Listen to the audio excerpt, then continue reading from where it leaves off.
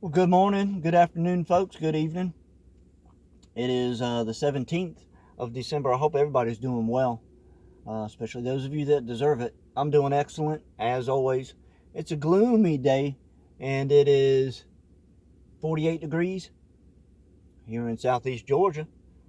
Not too bad, my kind of day. I was thinking earlier today, in 10 days marks an anniversary point for me. Marks one for Jeff as well. 10 days from now is the 27th of December.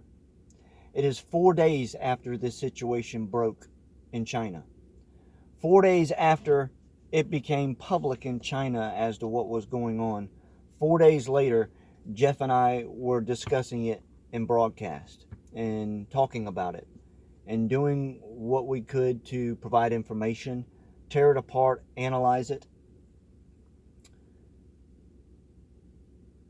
We went by everything that they were providing that we could find as to what was going on. We didn't immediately auto hoax it like a lot of people say that, yeah, I was the first one to auto hoax it. I knew it was a goof. No, you didn't. You didn't know shit no more than anybody else did other than what was being said. You can't go and start auto hoaxing every scenario that takes place in life. You know, that's a defeatist negative attitude, and I don't like that, nor do I promote it. You thoroughly analyze things if you want to get to the source or the bottom of something. It wasn't until Jeff produced the chart, the numbers that they were providing to the public, to the world, the numbers that they put into artificial intelligence to foreshadow and calculate. In 45 days of that one moment, there should have been 51 million people dead and counting, escalating as it spreads more vastly and widely. 45 days later, the countdown as we were doing, we didn't see those numbers escalate. We didn't see the rise in deaths. We didn't see the bodies in the street as the videos were being presented that was taking place. So at that point, we kind of knew something was up. We speculated, we threw the ball down the field to try and come with some kind of idea as to where it would lead us 3 months, 6 months, a year down the road. And we're almost a year into this. You know, a year of it, the 27th, is a milestone for me because I can reflect back and remember the things we were discussing while we were broadcasting prior and everything that occurred after. The massive censorship, the whole goofball scenarios that's going on. I look at people now, almost a year later, the mindset, the levels of fear and ignorance and stupidity that people have. And it's almost as if I was dropped into another realm, another dimension. It's frustrating, you know, it leaves me at a loss of words for my fellow human being. I do what I can. I do what I can to help everybody that I come across. Week and a half ago, I posted to my Facebook page that I was putting together 2 boxes of food, non-perishable items, things that you would need to get started to survive what is coming. I posted it to my Facebook page, and nobody, not one person, said that they would be happy to accept that box, that gift from me. It had more than food. It had some, basic medical supplies. I was putting together 2 boxes for 2 people. And I was going to give it to them freely.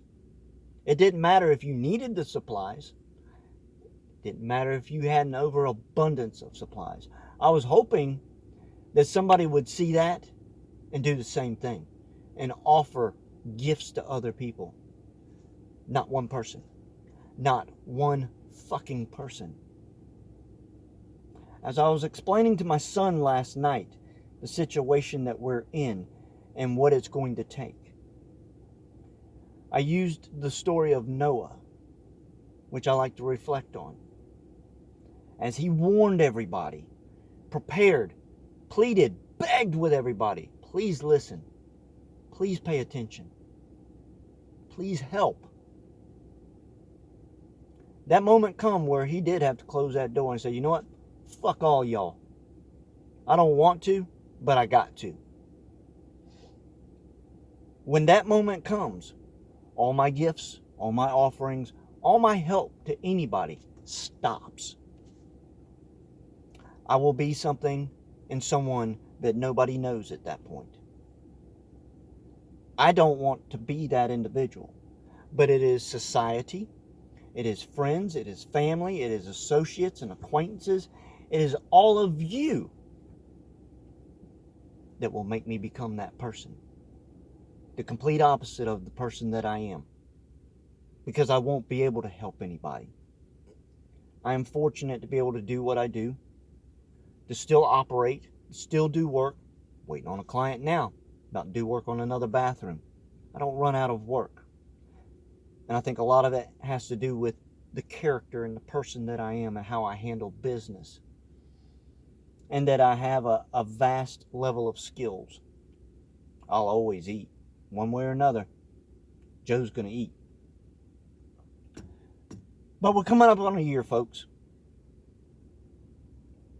I want you to reflect back as to what you were doing this time last year, getting ready for Christmas or whatever holiday you celebrate. And I want you to think 2 weeks from now, what changes did you start to make in your life? Were you foreshadowing? Were you seeing the things to come? Were you getting more prepared than what you were? Were you waiting on them Georgia Bulldogs to see if they gonna make nationals? Were you watching NASCAR? Cars just doing turns and turns. You stuck on TV. Stuck on stupid shit. Were you worrying more about petty things? Look back a year past and look at where you are now. Are you better prepared now for what's taking place and what's going to take place? Or are you worse off? I can say that I am 100 times better off than what I was. It's forced me to look at every avenue of my life and what I have to do to accommodate any worst case scenario. I've gone through it meticulously, and I'm pleased with myself. This year wasn't shit. Next year, that's when they're going to hit with the hardest hammer. And they're going to treat it as if it is the last nail.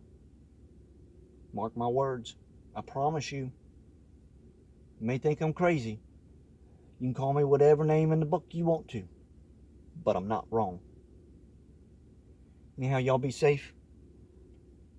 Go look at this plumbing issue and see what I got to do to make some more money. That's what Joe does. You have a good day.